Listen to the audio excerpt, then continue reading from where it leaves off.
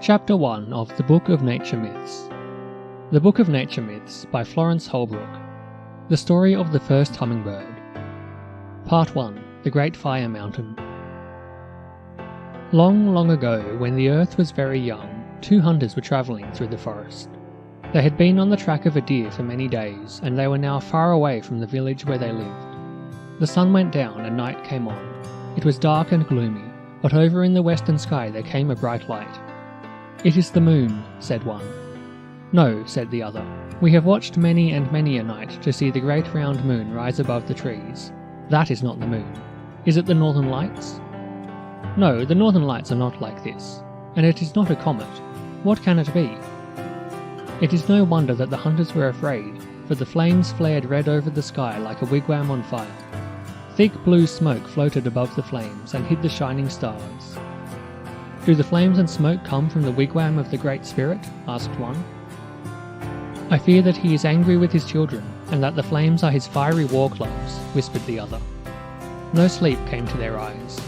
All night long they watched and wondered, and waited in terror for the morning. When morning came, the two hunters were still watching the sky. Little by little they saw that there was a high mountain in the west where the light had been, and above the mountain floated a dark blue smoke. "Come," said one, "we will go and see what it is." They walked and walked till they came close to the mountain, and then they saw fire shining through the seams of the rocks. "It is a mountain of fire," one whispered. "Shall we go on?" "We will," said the other, and they went higher and higher up the mountain. At last they stood upon its highest point. "Now we know the secret," they cried. "Our people will be glad when they hear this." Swiftly they went home through the forest to their own village. "We have found a wonder," they cried. "We have found the home of the fire spirit. We know where she keeps her flames to help the Great Spirit and his children. It is a mountain of fire. Blue smoke rises above it night and day, for its heart is a fiery sea, and on the sea the red flames leap and dance. Come with us to the wonderful mountain of fire." The people of the village had been cold in the winter nights, and they cried, "Oh brothers, your words are good. We will move our lodges to the foot of the magic mountain. We can light our wigwam fires from its flames, and we shall not fear that we shall perish in the long cold nights of winter."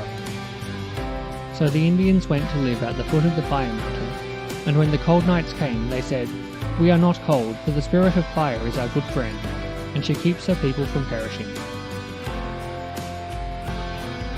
Part 2.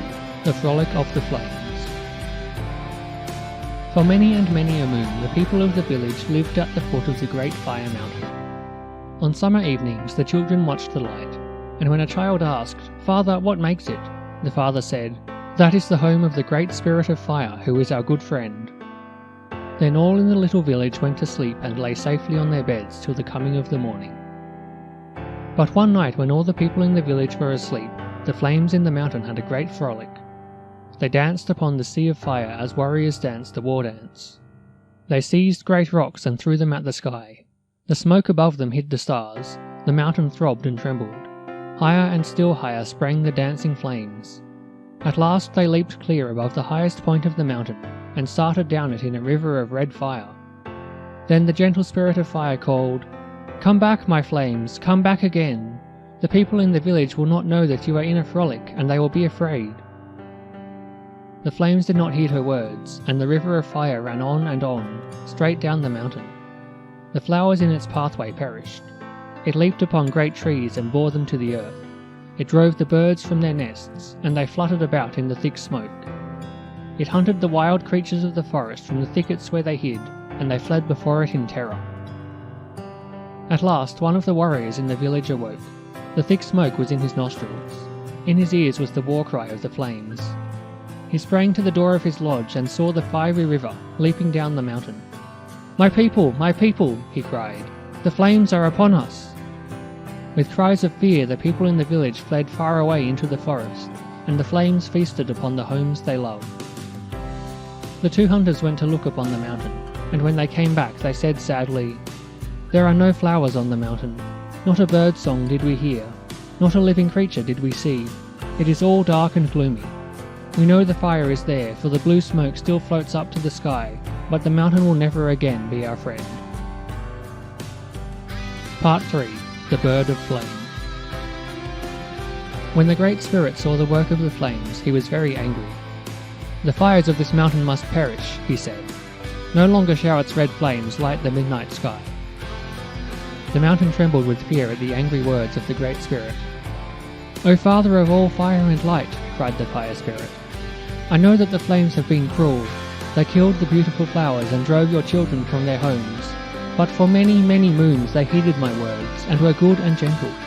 They drove the frost and cold of winter from the wigwams of the village. The little children laughed to see their red light in the sky. The hearts of your people will be sad if the flames must perish from the earth." The Great Spirit listened to the words of the gentle Spirit of Fire, but he answered, "The flames must perish. They have been cruel to my people, and the little children will fear them now. But because the children once loved them, the beautiful colours of the flames shall still live to make glad the hearts of all who look upon them." Then the Great Spirit struck the mountain with his magic war club.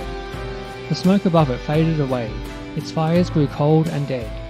In its dark and gloomy heart only one little flame still trembled. It looked like a star. How beautiful it was! The Great Spirit looked upon the little flame. He saw that it was beautiful and gentle, and he loved it. "The fires of the mountain must perish," he said, "but you, little gentle flame, shall have wings and fly far away from the cruel fires, and all my children will love you as I do." Swiftly the little thing rose above the mountain and flew away in the sunshine. The light of the flames was still on its head. Their marvellous colours were on its wings. So from the mountain's heart of fire sprang the first hummingbird. It is the bird of flame, for it has all the beauty of the colours of the flame, but it is gentle, and every child in all the earth loves it, and is glad to see it fluttering over the flowers.